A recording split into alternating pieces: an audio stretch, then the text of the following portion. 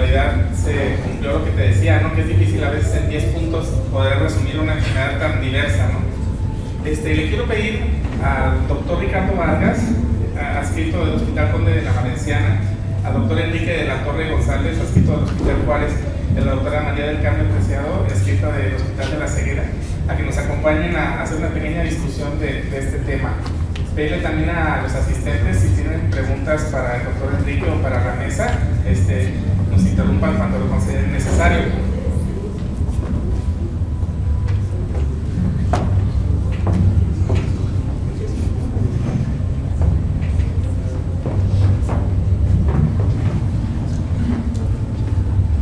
¿Hay alguna pregunta de la audiencia?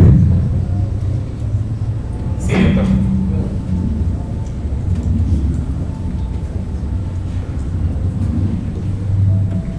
En el estudio que mostró, en los niños que estuvieron siguiendo, ¿había alguna enfermedad sistémica que estuviera predisponiendo a que hubiera recurrencias? ¿O se estudió alguna enfermedad sistémica, que hubiera amigdalitis crónica? ¿Cuál crónica qué? Amigdalitis crónicas, alguna cosa que... No, la desventaja del estudio es que es un estudio retrospectivo, entonces solo contamos con los antecedentes que estaban mencionados en el expediente. No se mencionó, no exploramos todos los datos. Amigdalitis crónica no venía. Entiendo por qué la pregunta, pero no se ha demostrado y no se ha reportado que yo sepa. Sin embargo, la conjuntivitis alérgica, creo que vale la pena mencionarla, sí predispone a queratitis alérgica, tratada y no tratada. Pues el desafío clínico que representa para todos nosotros la distinción de un diagnóstico adecuado de enfermedad hepática ocular no solamente va en las diferentes formas de los mismos virus herpes, sino también a veces la distinción de esta enfermedad con alguna otra que no sea propiamente una infección por herpes. En el caso de la conjuntivitis, de repente habrá manera de distinguirla por alguna otra clase de conjuntivitis folicular, por ejemplo, alguna otra clase viral. No sé si alguien del panel quiera tomar la pregunta. Sí, la conjuntivitis folicular por herpes es usualmente unilateral. En la gran mayoría de los casos puede ser bilateral. La adenopatía preauricular, aunque está presente, no es quizá tan dolorosa como podría estar en las conjuntivitis foliculares adenovirales. Pero también no hay forma de distinguirlas, te puedes equivocar. Y por eso es que cuando damos esteroide a los pacientes con conjuntivitis adenoviral, yo creo que la relevancia es seguirlos en 24 y 48 horas para ver cómo evolucionan, puesto que si le pones esteroide en ausencia de antiviral o con mucha frecuencia, pues provocarás que se exacerbe el cuadro y se haga una característica clínica. Sí, doctor Enrique de la Torre. Sí, creo que es importante recordar que en el herpes es toda una familia, ¿no? De hecho así se llaman familia, los herpes vaginae. Entonces comparten varias cosas en común que clínicamente es difícil hacer el diagnóstico. Veamos una foto muy padre de la vesícula, pero ver esas vesículas es pues, realmente pues, ¿cuántas has visto? No es muy raro verlas en esas etapas tan tempranas. Y es muy común, por ejemplo, ver pacientes con adenopatía, como comentabas, y entonces les damos, y está ahorita de moda casi darle aciclovir a todo el mundo, y resulta que ahora se cae en el exceso de poder decir que ayuda para el adenovirus. Y probablemente lo que estamos tratando es un herpes que estamos pensando que es un adenovirus. Por los mecanismos que vimos, pues el tratamiento de un adenovirus con aciclovir pues no tiene mucha lógica, ¿verdad? Entonces, clínicamente es muy difícil, y yo he encontrado que es muy útil, y tampoco es tan caro, las pruebas de diagnóstico rápido para hacer esa diferencia, si es un adenovirus o es un virus del herpes. Es debatible, pero hay quien dice que la conjuntivitis folicular con adenopatía más común no es el adenovirus, es el herpes. Entonces, nosotros probablemente nos estamos yendo un poquito más al adenovirus y nuevamente ahí regreso, es muy útil hacer la prueba rápida de PCR en el consultorio con los kits esos que ya ven, que te vale cada prueba como unos 20 o 30 dólares. Respecto de estas pruebas serológicas o diagnósticas de muestra en sitio, ¿qué recomendaciones o qué nos puedes decir, Mari Carmen, sobre la utilización utilidad de estas o si de repente las serologías tienen alguna implicación o alguna importancia en algún momento. Bueno, la parte de la serología creo que tendríamos que pensar en la edad. Personas mayores de 5 años, casi el 90%, si no 85-90% van a ser seropositivos para herpes en algún momento de la vida. Entonces quizá no sea de utilidad. Y el que los títulos estén elevados tampoco te quiere decir que vas a tener en ese momento la infección realmente. Puede ser que los tengas elevados porque los tuviste elevados antes y todavía no bajan. O sea, en realidad no te puede decir que realmente en ese momento esa es la causa de la infección. Y en los niños, sí, hasta antes de los 5 años puede ser que en algunos casos, sobre todo cuando es no típica, podría ser utilidad la serología, probablemente, pero nada más. Y la otra parte, cuando vas a hacer una toma de muestra para otro tipo de estudios, creo que lo que es muy importante es que le hacen inserto. Parecería que fuera muy lógico, pero la verdad es que muchas muestras se pierden porque no las tomamos de manera adecuada y porque a la hora que se procesan tenemos errores en el momento de la toma o en el momento del etiquetado, en el momento de la forma en la que lo transportamos. Quizá además para complementar un poquito, las pruebas de detección rápida de luminales tienen falsos negativos como hasta el 40%. Los que están negativos, si están positivos, es adenovirus. Los que estén negativos no siempre quiere decir que no esté. Okay. Y algo que quizá valga la pena complementar, porque cada vez lo vamos a ver más, ya están comercialmente disponibles, son las pruebas de diagnóstico molecular, y se llama multiplex, Sí, el PES1, el PES2, CMV y Zoster, en una sola prueba, y que no es cara. Cuando la duda diagnóstica está, no es cara. Pero aquí una cosa que es súper importante con respecto a los UDIGs y todo esto, es que sí tiene que ser un buen laboratorio el que lo esté procesando, que tiene que estar estandarizada y que además debe de ser todo lo que necesitas para poderlo realizar, tiene que ser por una persona que esté entrenada. Si no, entonces el riesgo que tienes de tener un falso positivo o un falso negativo es muy alto. Sí, tenía un comentario para nosotros, doctor Vargas. Sí, yo creo que el reto clínico está en las estromales, ¿no?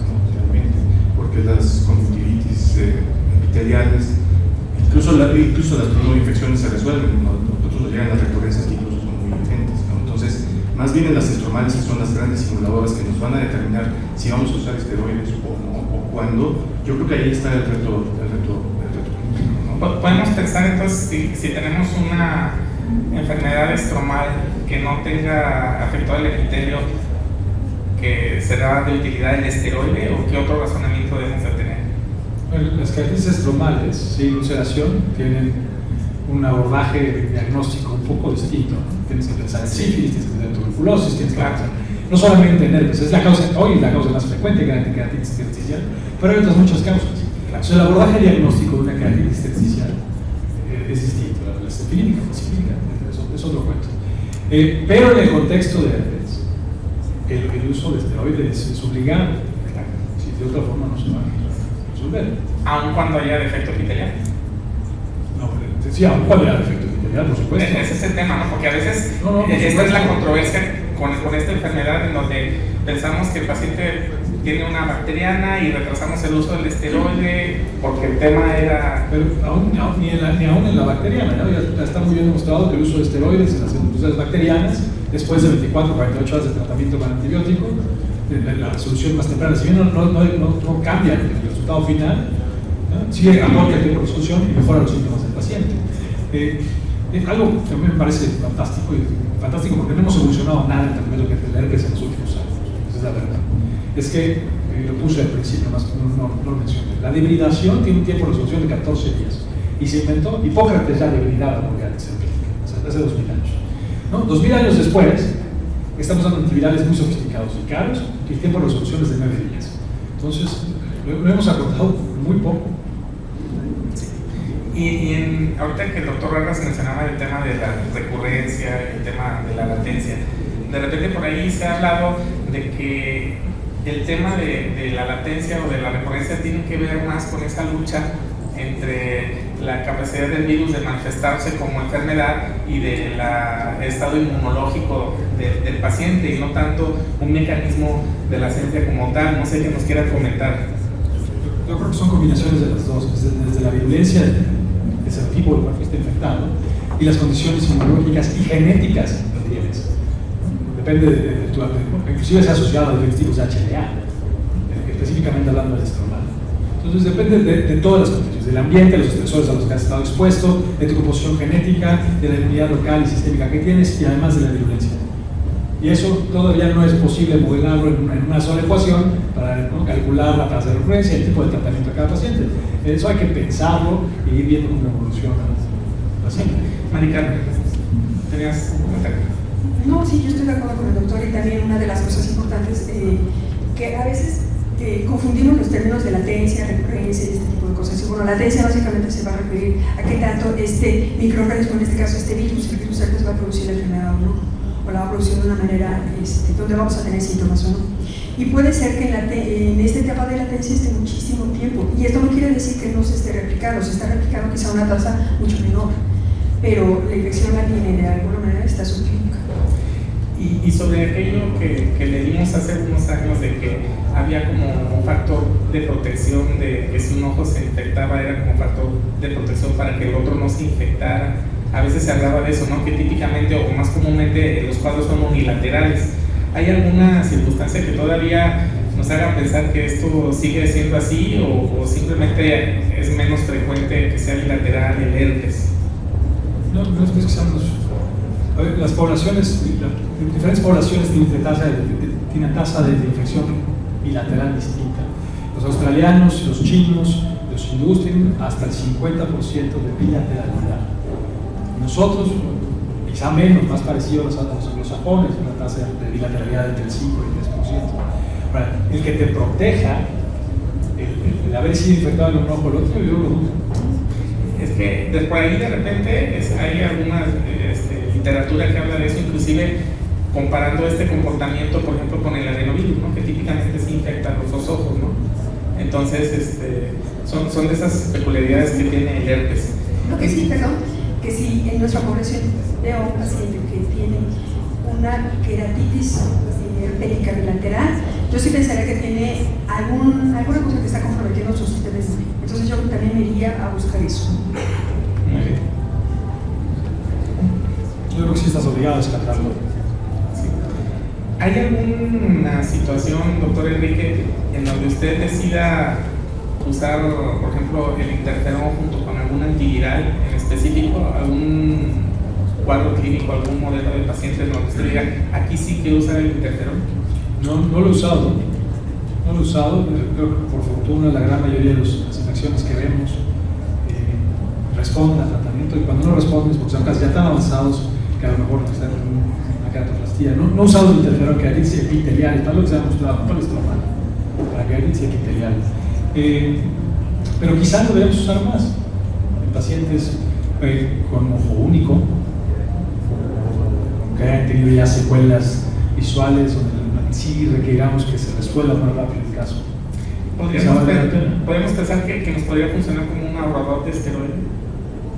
No, es para queratitis epitelial, donde el esteroide no está indicado, está usado el antiviral tópico o oral, no los dos, pero uno de los dos.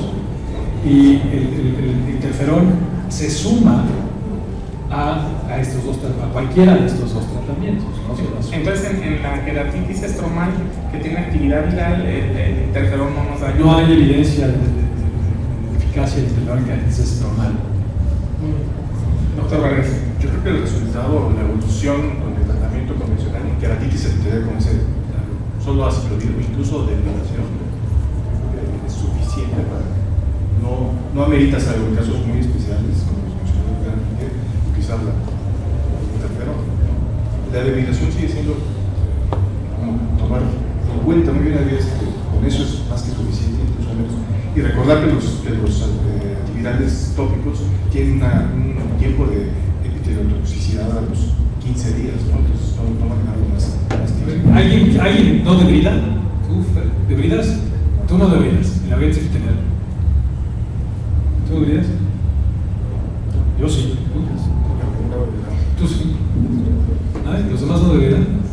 También hay que tener en cuenta que si, por ejemplo, el paciente tiene algún inmunocompromiso, por ejemplo, es diabético, y el tema de la debridación se vuelve delicado porque los pacientes que asociado con el uso de antiviral tópico tienen toxicidad.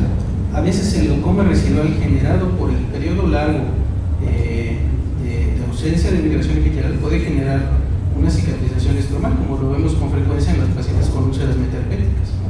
Entonces, un paciente que tiene una queratitis epitelial, pues puede tener, asociado con el uso de los antivirales tópicos que son tóxicos, pueden condicionar glaucomas no directamente relacionados con el virus, pero sí con el tiempo de exposición del estroma.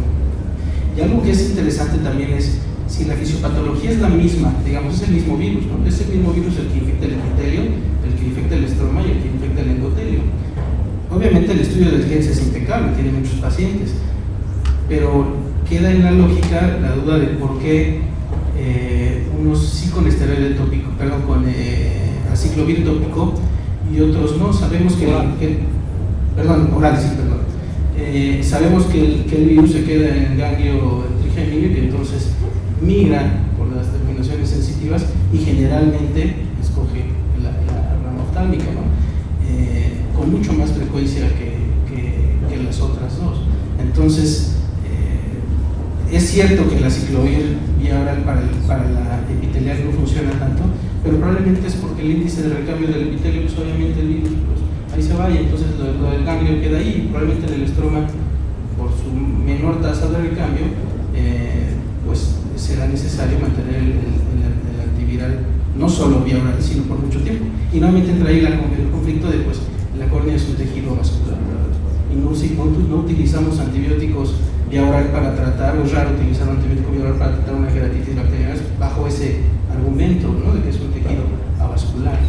Entonces, la evidencia está, pero cuando uno piensa un poco en el mecanismo fisiopatológico, como que hay cosas que se deben analizar, ¿no? Coincido contigo, quisiera además precisar algunas cosas. El objetivo de usar el antiviral oral es para evitar la replicación en el ganglio, que es donde quizá se está generando, ¿no? Quizá donde se está generando la enfermedad.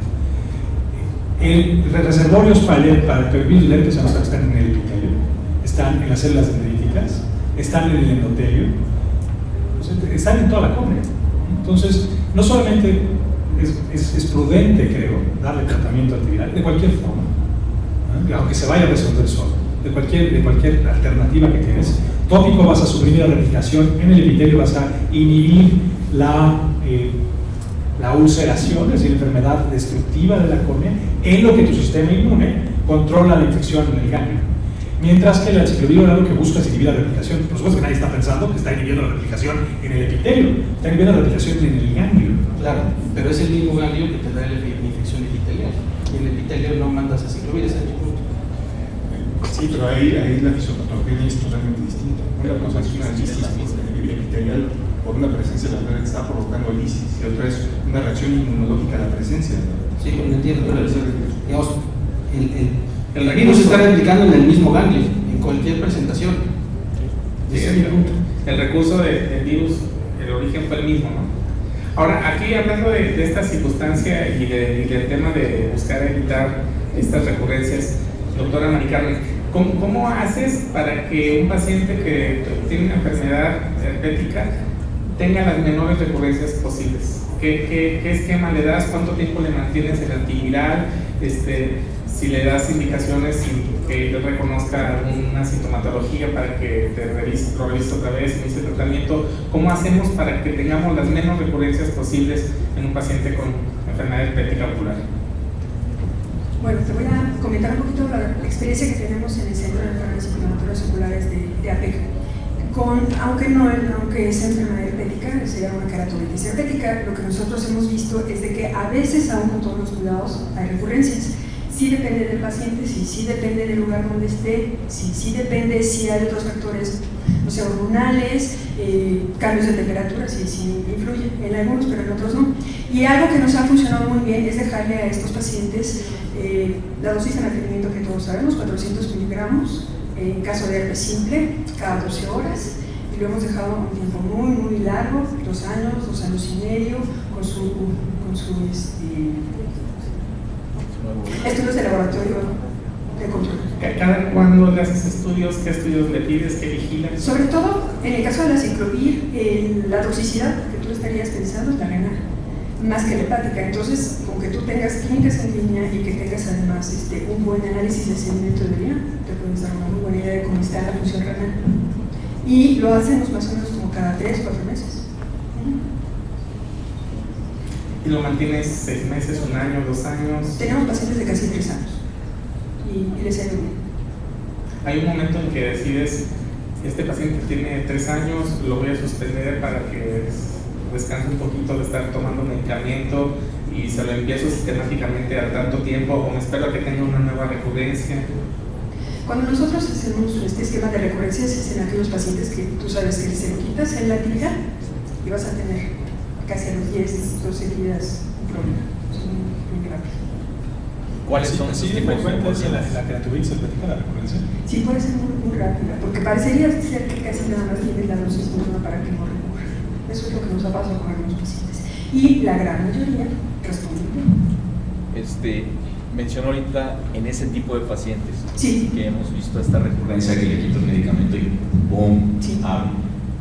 En su experiencia, ¿qué tipo de pacientes son esos? No tienen un perfil particular, porque sí pueden ser varios los perfiles que tenemos, pero son pacientes que tienen más de 4 recurrencias al año, que han tenido ya problemas serios, que tienen una glaucoma corneal importante, que tienen ya secuelas de keratoconus herpética importantes también, que ya está comprometido el ángulo. Entonces, bueno, son pacientes que intentamos hacer esto, porque pues, es lo único que podemos hacer. Si no, entonces este paciente va a continuar recurriendo. Si le quitamos el aciclovir, va a recurrir. Yo lo conozco. ¿De dónde salió la dosis de 400 miligramos 2 veces al día? Esa dosis fue, inclusive el Getz lo dice, es una dosis arbitraria. Entonces, a lo mejor en casos donde la dosis o el mantenimiento de la dosis profiláctica va a ser sostenida por mucho tiempo, y solamente en caso que vas a tener pruebas de función renal alteradas, pues empezar a disminuir la dosis a la mínima, la concentración mínima inhibitoria, ¿sí? Que no necesariamente son 400 miligramos 2 veces al día, a lo mejor son 200 miligramos al día. Y también puedes tener presente que estos pacientes van, conforme tienen recaídas, su córnea se va dañando cada vez más, o sea, pierde más queratinocitos, pierde más inervación, se hace menos sensible. Entonces, los pacientes que tienen estas recurrencias, pues tienden a tener ese patrón, a estar recurriendo. Los que menos recurren también tienden a hacer eso. Pero se sabe que en general todos los pacientes que ya tuvieron una vez, cuando menos una vez en su vida, pueden tener una recaída de este tipo. Cambiando un poquito el tema, porque también es muy importante, doctor Vargas, me gustaría que me platicara su experiencia en pacientes que se operaron de trasplante de córnea por enfermedad herpética y qué hace cuando hay una recaída. Es un desafío porque a veces pensamos que es un rechazo y realmente tenemos una activación de la enfermedad herpética, ¿no? Y a veces la imagen se confunde. ¿Cómo los trata? Bueno, generalmente antes de decidir un trasplante en estos pacientes yo por lo menos considero 6 meses de no actividad herpética previa, ¿no? O sea, y estar con la dosis profiláctica 6 meses antes, pero que no tenga reactivaciones en estos 6 meses para poder decidir trasplantar. Hay quien también habla de que ese periodo de inactividad de la enfermedad tiene que ser sin tratamiento. También esta es una parte. Sí, lo que pasa es que hay veces que no lo vas a lograr sin tratamiento y puedes tener años al paciente que sigue, que no. Entonces ahí empezamos tratamiento profiláctico, lo mantenemos. Yo siempre, si mi intención va a ser trasplantar al paciente, 6 meses de tratamiento profiláctico y no activar de la keratitis. Y se lo mantengo obviamente mientras los programas de función renal y todo te lo permitan, los años que sean necesarios. ¿A qué concentración lo preparan al paciente? ¿A qué concentración preparas al paciente 6 meses? Previo al trasplante, yo incluso le doy dosis de 800 miligramos cada 12 horas. Porque sí, no sé ustedes, pero la incidencia de reactivación herpética post-trasplante es alta porque estás combinando, aparte de esteroides, el tratamiento, ¿no? Entonces estás ante la espada y la pared, ¿no? En ese sentido. A ver, yo no entendí tu pregunta. Es decir, que hay gente que diagnostica el herpes, lo deja sin tratamiento, habiendo sido una queratitis estromal, para ver si dentro de 6 meses le hace el trasplante sin tratamiento. Eso es lo que entonces yo eso No, lo que pasa es de que- me sorprendió porque no, si eso es lo que entendí, me parece una aberración. Sí, es que lo que se busca, yo quería enfatizar precisamente lo que dice el doctor Vargas, ¿no? Que se necesita que ella tenga 6 meses de inactividad. Sin tratamiento. No, es lo que te digo, o sea, si lo tienes sin tratamiento, ya lo cumpliste. Y él nos está explicando que cuando el paciente tiene recurrencias frecuentes, él logra esos 6 meses de inactividad con tratamiento. Yo creo que lo que dijo Ricardo fue que le da con tratamiento y con tratamiento observar que no haya recurrencias durante 6 meses y entonces programar el trasplante. Es lo que viste, ¿no? Claro. Sí. Sí. No. Y suena lógico porque un paciente que llegó a trasplante de córnea, independientemente de las habilidades, es porque ha tenido muchas recurrencias, ¿no? O sea, no es un paciente que sea una queratitis epitelial que está resuelto solo, difícilmente te va a dejar una secuela como para hacer un trasplante. Sí. ¿Alguien más tiene otra pregunta? En el caso de los pacientes que necesitan o que nos buscan con cirugía para cirugía refractiva y que se conocieron con antecedentes de herpes, aparte de esta profilaxis, ¿hay alguna otra recomendación o de repente hay algún paciente que uno decide no operarlo? Pues sabemos que este paciente puede recurrir, sabemos que puede tener mayor incidencia de ojo seco. ¿Qué criterio emplean con ellos? El lente de contacto es un estresor. La cirugía láser es un estresor. Salir a la playa con luz ultravioleta es un estresor. ¿Por eso lo vas a dejar de operar? Yo creo que si sabes que tiene herpes y que vas a hacer una cirugía, estás obligado a dar profilaxis y platicar con el paciente los riesgos de la cirugía y los riesgos de la recurrencia. Por supuesto que una queratitis estromal queda absolutamente por fines refractivos, puede ser terapéuticos, porque a lo mejor la cicatriz suficientemente anterior como para realizar una PTK y obviarle un trasplante. Eso no quiere decir que no se pueda usar la cirugía láser. Entonces, en un paciente que tuvo una queratitis herpética estromal, sí está contraindicado. El uso refractivo yo creo que sería muy aventurado, ¿no? A menos que la calidad de vida por sus lentes estuviera muy deteriorada. Sí, yo tuve un caso en el que tuvo una queratitis herpética epitelial. Sí. Y a pesar de haber hecho profilaxis, a los meses hizo una estroma. Y lo curioso es que se afectó el estroma precisamente que no fue tocado por el flap, ¿no? El flap estaba transparente, pero el estroma... Sí, lo viste ahorita. Sí, el uso de profilaxis en la queratitis epitelial no previene las recurrencias. Sí. Es solamente la queratitis estromal cuando tiene algún efecto para prevenir las recurrencias. Entonces, pero eso no quiere, si tuvo un herpes, se le iba a dar por sin cirugía. Probablemente. A lo mejor si viene a Acapulco le iba a dar luz ultravioleta loco, le iba a pasar, o iba a hacer solamente contacto, o le iba a dar gripa, le dio fiebre. Pero ahora explícaselo. Exacto. No, pero tienes que explicárselo. Antes. Te voy a comentar algo y a mí me gustaría ver la mesa. Aquí habemos muchos en donde si haces una fotoablativa en un proceso herpético vas a encontrar el santo grial. Y la verdad nosotros decimos cero. Entiendo tu razonamiento, pero ahora explícale que si iba a ir a Acapulco le iba a pasar. Fer, ¿tú no haces PTK en pacientes con cicatrices estomales con herpes? ¿Sí o no? ¿O es diferente a la PRK? Porque no entiendo. Difícilmente, si puedo hacerle un lamelar anterior, lo prefiero. O sea, ¿tú crees que es menos agresivo hacer una lamelada anterior que una PTK? Es que hay un antecedente en la cuestión del calentamiento a nivel del nervio. Y eso es uno de los antecedentes que se estuvo hablando en la última década, en donde calienta lo ideal de una agresión, aparentemente es mayor que la otra. Y el micro no es una agresión. A eso voy. ¿Y eso es cierto o no es cierto? Pues mira, esto, si ahorita no nos ponemos de acuerdo en si le hago al abogado del diablo y me regreso dos preguntas. Esto es lo que es más valioso. A eso voy. Si me regreso 2 preguntas y le digo a la misma mesa, ¿y le vas a poner oral o lo vas a degradar? Lo pones, nos ponemos de acuerdo. Cuéntenos, ¿qué es más agresivo? ¿Un trasplante de lamelada anterior o la PTK? Para mí, bajo ese razonamiento, para mí, bajo el razonamiento por el cual no estoy tocando un herpes con un proceso fotoablativo, tengo que constar una PTK. Para un lamelar, para mí, ¿Sería estresante? Claro que lo es, pues es que lo que le vayas a hacer es estresante, pero ahora explícale al paciente. Pues explícaselo. No, pero espérame, fíjese, si le hago esto, para empezar, la indicación del LASIK, ¿no? El procedimiento fotoablativo es: me quiero quitar un -3 esférico, veo 20-20, pero me quiero quitar un -3 y tengo mi antecedente herpético. Explícaselo. Oye, espérame, no, es que agarre y dice uno: no, ¿sabe qué? Usted puede pasarle esto, puede pasarle el otro, y entonces, ¡pum!, lo haces, le pasa. Doctor, usted me dijo que me operara, ¿no? Pasa.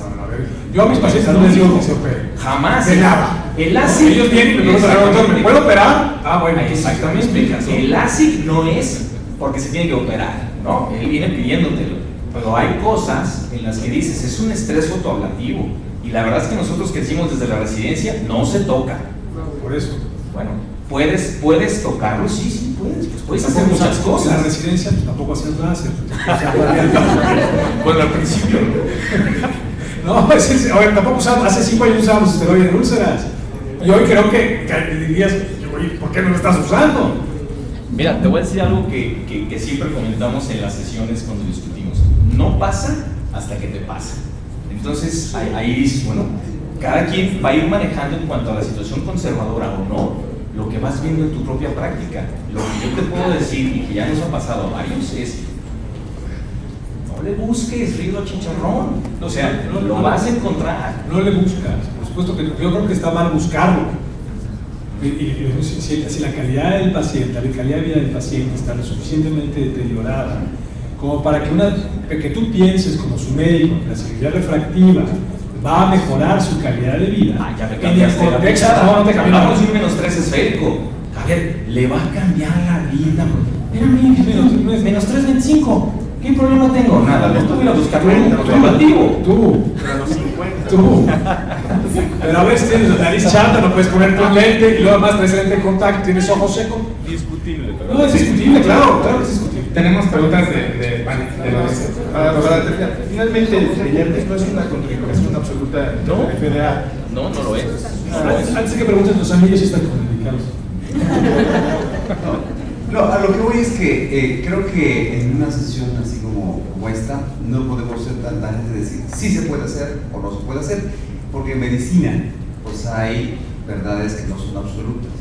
Yo te preguntaría, Enrique, a ti, las probabilidades de tener una reactivación de una queratitis herpética secundaria o inducida o una cirugía fotoablativa, ¿de cuánto estimarías que estaríamos sometiendo a ese riesgo el paciente? Porque en base a lo que tú digas, entonces probablemente el paciente puede tomar o no la decisión de operarse. Y tampoco creo que sea válido decir el 100% de los pacientes con queratitis herpética no se pueden operar, porque efectivamente habrá circunstancias muy particulares en donde si se valora el riesgo y el beneficio, y es mayor el beneficio que el riesgo que estamos sometiendo, pues creo que se puede operar. Pero a mí sí me gustaría saber en tu experiencia qué porcentaje de queratitis herpética puede ser inducida por un procedimiento fotoablativo. Vamos poniéndolo al revés. Los números. A ver, la tasa de recurrencia de la queratitis estromal sin tratamiento es alrededor del 50%. A ver, vas a dar tratamiento 50%. Le das tratamiento es 19% según el GETS. Entonces va a recurrir 20% en el tratamiento. En los trasplantes, si la cirugía más agresiva que puede ser en la córnea, ya en ausencia de actividad, le das profilaxis y la tasa de recurrencia es muy parecida, alrededor del 20% en 5 años. ¿Cuánto esperas? Pues 1 de cada 5, los numeritos. En el caso más agresivo, considerando que una PTK pudiera ser menos agresiva y menos invasiva que un trasplante. Entonces, pudiera ser que la tasa de recurrencia fuera menor a la reportada en trasplante con profilaxis, menos del 19%. Claro. Ahora, si le estás diciendo a tu paciente, te quedas con tu cicatriz y con tu astigmatismo irregular, o le intentas hacer una PTK y mejora su calidad de visión y mejora su calidad de vida y le quitas el uso del contacto rígido, y la tasa de recurrencia es menor a la producida en trasplante, que debe ser menor a la producida por el trasplante, pues es alrededor del 10%.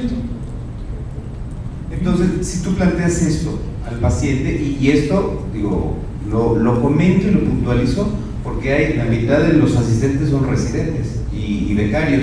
Entonces creo que es muy importante el que les quede claro el concepto de que sí se puede hacer una cirugía fotoablativa siempre y cuando conozcan cuáles son los riesgos y el porcentaje. Tú me estás diciendo 1 de cada 5, vale la pena en algunas circunstancias. Pero cada cirugía tiene sus riesgos, ¿no? Claro. Y tú debes de conocerlo como cirujano y debes explicárselo al paciente. Así es. Pero entonces te digo, no se vale decir no se puede hacer una cirugía fotoablativa, porque entonces tampoco haríamos un trasplante de córnea. Estoy de acuerdo. Yo estoy un poco en desacuerdo con los dos, como que es realmente plantearle al paciente cuáles son los riesgos beneficios, que los estás mencionando muy bien, y el paciente tiene que tomar la decisión junto con el médico, si va a tomar el riesgo o no. Pero ese es el caso de la queratis herpética o de la cirugía refractiva normal. De la que sea. Y otra cosa que también quería mencionar, la profilaxis es muy importante. Si ya tomaron el riesgo de hacer una cirugía fotoablativa, tienen que dar profilaxis por lo menos un año. Hace un momento comentaba con Arturo sobre la profilaxis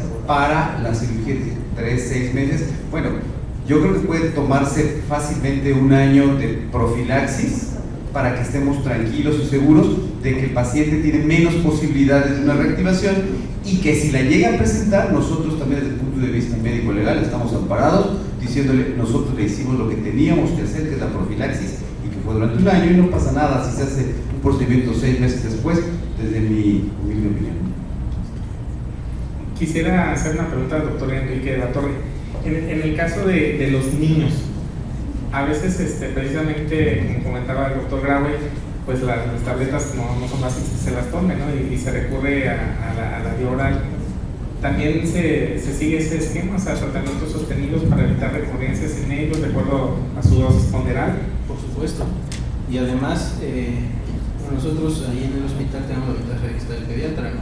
Entonces un tratamiento conjunto con pediatría, ellos son los encargados de estar monitorizando si hay algún dato de toxicidad y calcular la dosis tonal. Pero en los niños incluso, pues es un grupo de alto riesgo, digamos, todos los extremos de la vida, los muy niños y los muy ancianos son pacientes con alto riesgo de que se complique el cuadro del herpes, ¿no? Sí, ¿no? Y también ellos por sí mismos también a veces hacen problemas renales asintomáticos, ¿no? Entonces esos seguimientos y esas vigilancias son muy importantes. Perdón, aunado de que el pronóstico en un paciente solamente por ser niño hacerle un trasplante aún sin herpes, pues es un grupo pronóstico malo. Entonces intentar evitar las secuelas en la mayor dentro de lo que está en nuestro alcance. Tú que haces mucho DALC, voy a preguntarte, ¿por qué haces DALC en un paciente con queratitis herpética cuando se ha demostrado, y es pregunta, cuando se ha demostrado que el virus permanece viable en el endotelio corneal? Bueno, si tengo vascularización estromal, yo no hago DALC.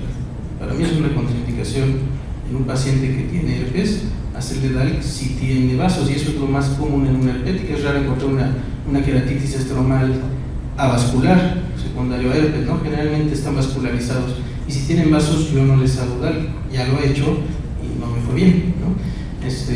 Ahora, ¿por qué si no tiene, pues, en el hipotético caso de un paciente que no tuviera vasos, por supuesto que le haría un DALC porque nos estamos ahorrando algunas otras, digamos, puede darle una queratitis herpética, una recidiva, sí puede ser, pero por otro lado no le va a dar un rechazo endotelial. Entonces hay que poner las cosas en la balanza, ¿no? Pero si tiene vasos, yo no le hago DALC.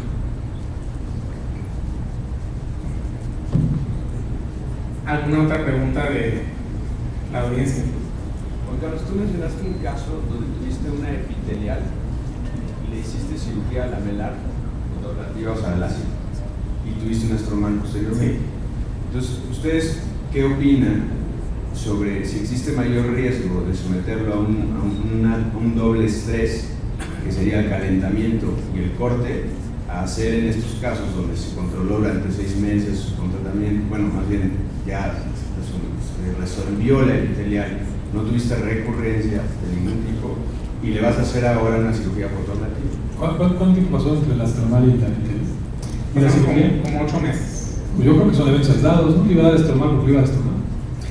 Yo, de hecho, el razonamiento que tuvimos nosotros era que dice Gaetano, A mí me mortificaba más hacer una cirugía de superficie y que si había una recurrencia de la enfermedad herpética me creara una cicatriz.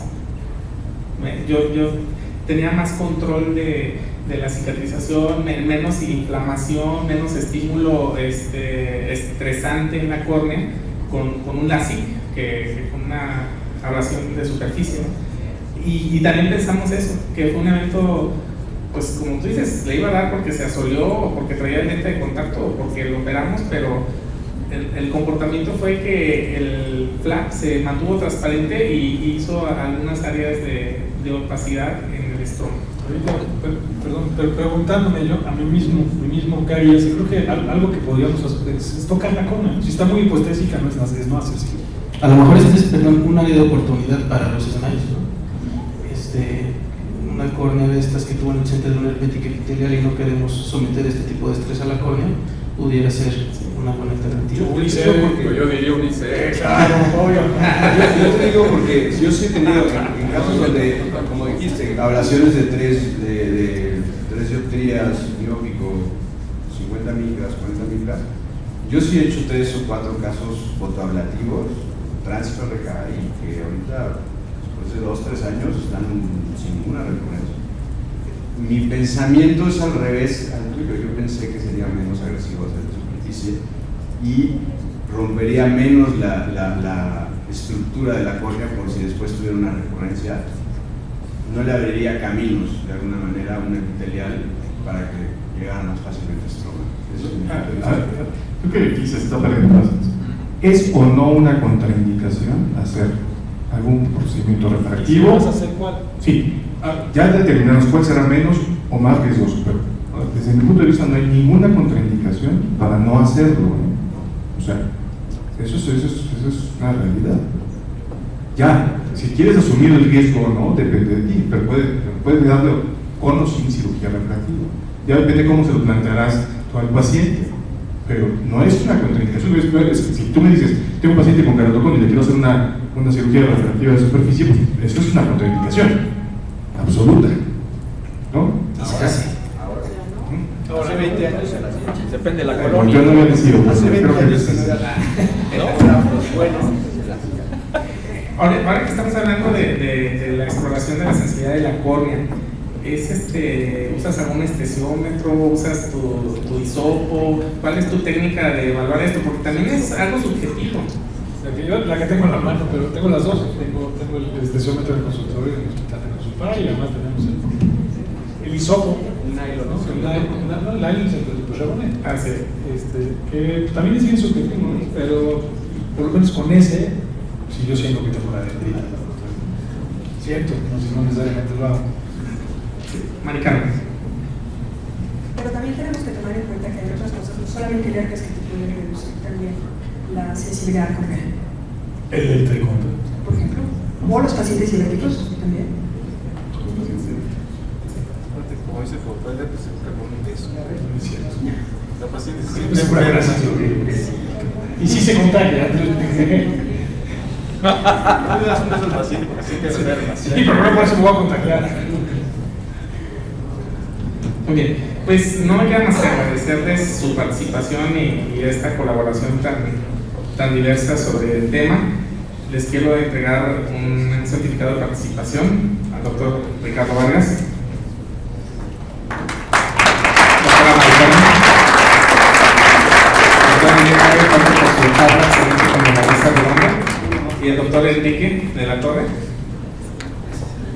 Y a ustedes, doctores, agradecerles mucho su asistencia, comunicarles que esta sesión y el ambigú que podemos disfrutar ahorita